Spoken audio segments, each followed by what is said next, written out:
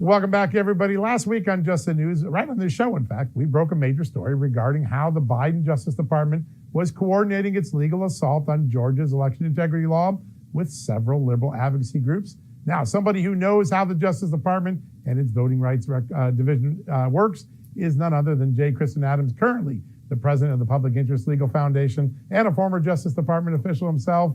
Christian, great to have you on the show today. Hey, John. So you may have had a chance to look at this complicity, this idea that a few left-leaning groups have the ear and the lever of power at the Biden Justice Department. Does it surprise you much after all the work you've done? Oh, heavens no. I mean, some people remember the new Black Panther case that I was involved in at the DOJ. You might think that was the canary in the coal mine. But, John, this goes way back to the mid-'90s when the Supreme Court and other federal courts recognized that DOJ voting section lawyers were always colluding with the ACLU, the NAACP. This is standard operating procedures. They take sides. Yeah. Did they ever collude with or take sides with conservative organizations? Well, they never would, because you have to understand the employees who get hired.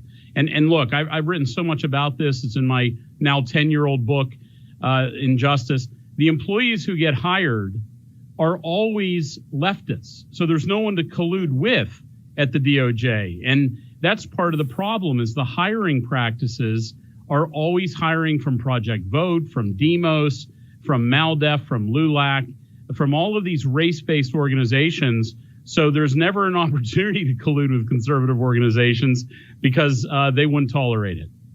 One of the claims that really struck me in this FOIA that we got is that the Justice Department is saying, we can't give you the actual content of our conversations with these little groups because we're acting as their attorney, and there's attorney-client and work product privileges here. The idea that the Justice Department represents an advocacy group and not the American people, that's got to be foreign to most Americans, don't you think? Yeah, and the legal basis is called it's litigants of common interest. In other words, right. NAACP and DOJ have a common interest, and therefore they're shielding all of their communications from the public.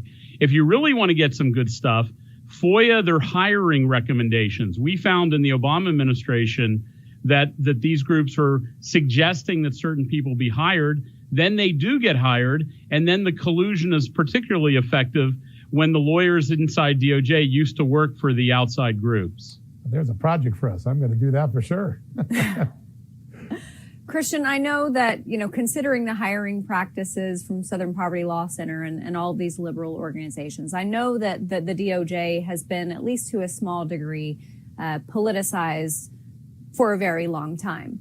But the degree to which it's politicized and weaponized now, what was the impetus for that happening? When did that happen? Because it seems like it is way worse now than it was even 10 years ago. Well, that's a great question. And like I said, it goes back to a series of cases in the 90s called Johnson v. Miller regarding Georgia redistricting, that the DOJ was sanctioned hundreds of thousands of dollars for collusion. And I can get you guys those details. But it took a little break during the Bush administration when I was hired. But then as soon as Obama took office, I talk about this in my, again, decade-old book, where we were told by the new Obama political appointees, we weren't going to enforce certain federal voting laws.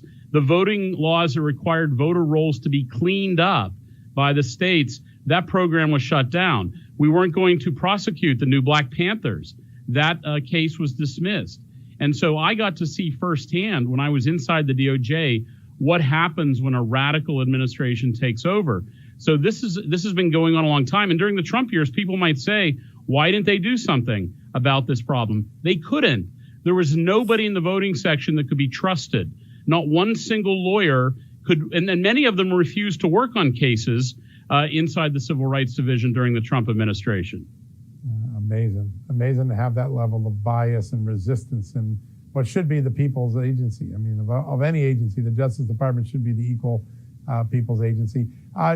Christian, I think a lot of people don't remember the extraordinary drama of the Black Panther case, the voter intimidation in Philadelphia. Could you give us a quick primer, because it's a reminder of just how extreme some of these Justice Department agencies can become?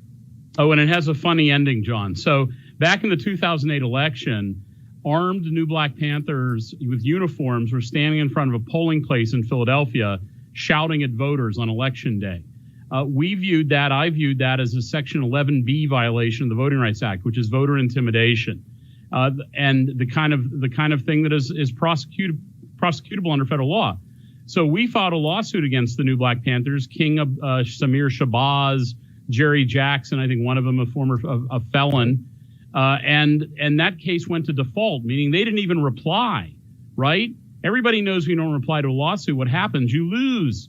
Well, as soon as Obama and Holder took office, we were instructed in May of 2009 to dismiss the case against the majority of the defendants.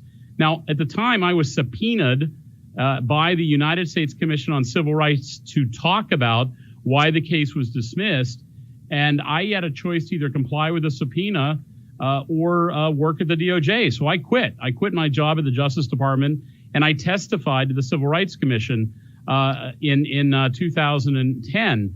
The irony, of course, is President Trump appointed me to the Civil Rights Commission, and I'm currently a commissioner on the United States Commission on Civil Rights. How about that? Coming full circle. Well, right. Yeah, and I know that you have done so much to fight for election integrity, and unfortunately, in 2020, it seemed like there were so many problems that are really just now coming out. I don't know if you've seen Dave Bossi's film with Citizens United, and then Dinesh D'Souza's film. And a lot of those issues that were highlighted in Georgia have happened all across the country, but especially in these swing states. How confident are you going into midterms that at least some of these problems have been taken care of? Well, some have, but the problems haven't been taken care of in the big three, and that's Pennsylvania, Michigan, and Wisconsin. That's where the problems really occurred. Pennsylvania, you had lawlessness. You had courts invalidating well-established election practices that democratically elected legislators had passed and democratically elected governors had signed into law. Michigan, similar behavior. Nevada's not much better. It's a real area of concern. They did automatic vote by mail. Public Interest Legal Foundation did a video of where these mail ballots were going in Nevada. If you Google it, it's worth seeing. They were going to abandoned mines, head shops, casinos, liquor stores, vacant lots. And that's where the mail ballots are going. That hasn't been fixed in Nevada. So, yes, there's been improvements in Texas, Florida, Arizona, a couple other states. But where the problems were in 2020, they're still there. And nothing's getting better in Pennsylvania, Michigan, and Wisconsin. Yeah, no doubt. And part of the reason is that there are Republican legislatures in those states, but the governors have vetoed every election reform that's been there. I want to ask you this. Under the Constitution, it doesn't seem that the governor has a role in determining how elections are. That power was given explicitly to these legislatures. Beyond passing laws, could these legislatures just pass a resolution, some other form of binding sentiment that would tell the state this is how elections are being conducted? Could that possibly pass a legal test? John, this is the coming battle in the courts. You're referring to the independent legislature doctrine, where the Constitution seems to vest a lot of power in state legislatures. And that was deliberate, by the way. We can talk about that another day. And they gave power to state legislatures because they were closest to the people. And they gave them the power to decide how elections are run. Now, I will tell you that people like Judge Michael Ludig, a Bush appointee who hates Trump, it just wrote a piece at CNN attacking this idea and how it's, the tools of insurrection. I mean, that's a paraphrase. Right. So the point is, this is the coming war in the courts over this independent legislature doctrine, because the left has taken it to mean that whatever the state says, whatever the state Supreme Court, for example, in Pennsylvania says is the law. And some people are now saying, no, that's not quite what the Constitution says. Yeah, point. It'll be incredible to follow that, because this is a constitutional issue. J. Christian Adams, we appreciate you joining us, and we'll have you back on soon.